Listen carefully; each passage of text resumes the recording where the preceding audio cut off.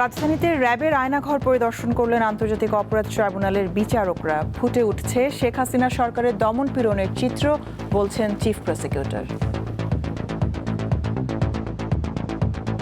যারা এই রাষ্ট্রটিকে পরিচালনা করেছিলেন তারা যে কতটা ফ্যাসিস্ট ছিলেন, এই আয়নাঘরের মধ্যে দিয়ে তাদের চরিত্র আজকে উন্মোচিত হয়েছে।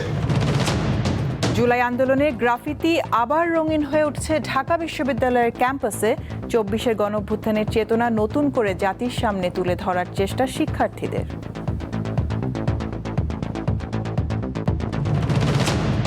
প্রধানমন্ত্রীর সঙ্গে যুক্তরাষ্ট্রের প্রেসিডেন্টের বিশেষ দূতের বৈঠক। বাংলাদেশে বিনিয়োগের আহ্বান।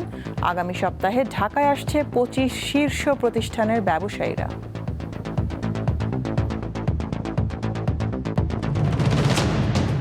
নারায়ণগঞ্জে গ্যাসের অবৈধ সংযোগ, পুরনো লাইনে লিকেজ ও সিলিন্ডার গ্যাসের ব্যবস্থাপনায় ত্রুটির কারণে ঘটছে দুর্ঘটনা।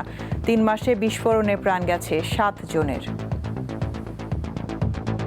তিতাস গ্যাসের যে লাইনগুলো ছিল সেগুলো অনেক পুরনো, অব্যবহারযোগ্য। বিস্ফোরণগুলো ঘটার মূল কারণটা হচ্ছে তিতাস গ্যাসের উদাসীনতা।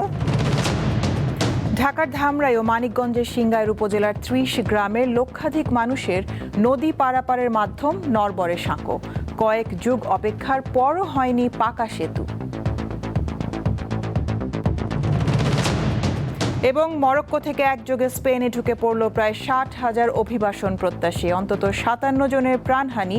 ইউরোপের বিভিন্ন দেশের সীমান্তে বাড়ানো হলো নজরদারি।